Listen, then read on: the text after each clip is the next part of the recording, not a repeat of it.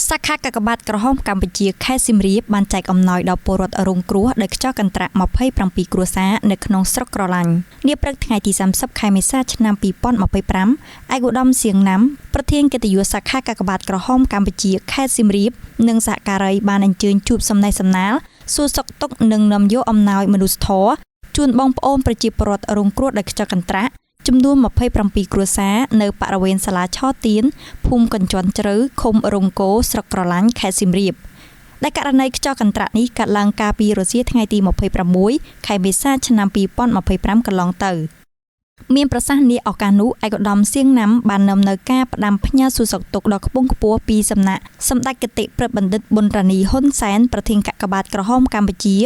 ដែលជាអ្នកការតែងតែយកចិត្តទុកដាក់ខ្ពស់ចំពោះសុខទុក្ខលោកយាយលោកតាអំពូមីងបងប្អូនប្រជាពលរដ្ឋរងគ្រោះនិងងាយរងគ្រោះគ្រប់រូបដោយមិនប្រកាន់វណ្ណៈពណ៌សម្បុរជំនឿសាសនាឬនិន្នាការនយោបាយណាមួយឡើយ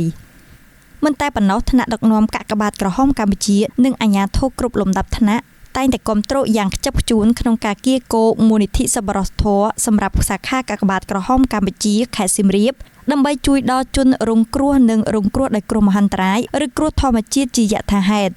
អំណោយមនុស្សធម៌បានផ្ដល់ជូនគ្រួសារដែលរលំផ្ទះក្នុងមួយគ្រួសារទទួលបានមុងមួយភួយមួយសារ៉ុងមួយក្រមាមួយកន្ទេលមួយអង្ករ30គីឡូក្រាមមីមួយកេសត្រីខមួយយួរទឹកស៊ីអ៊ីវមួយយួរអំបិល1គីឡូក្រាមស័ង្កសី16សន្លឹកនិងថវិកា150,000រៀលនិងគ្រួសារប៉ះពាល់ធ្ងន់ក្នុងមួយគ្រួសារទទួលបានមុងមួយភួយមួយសារ៉ុងមួយក្រមាមួយកន្ទេលមួយអង្ករ30គីឡូក្រាមមីមួយកេសត្រីខមួយយួរទឹកស៊ីអ៊ីវមួយយួរអំបិល1គីឡូក្រាមស័ង្កសី10សន្លឹកនិងថវិកា50,000រៀល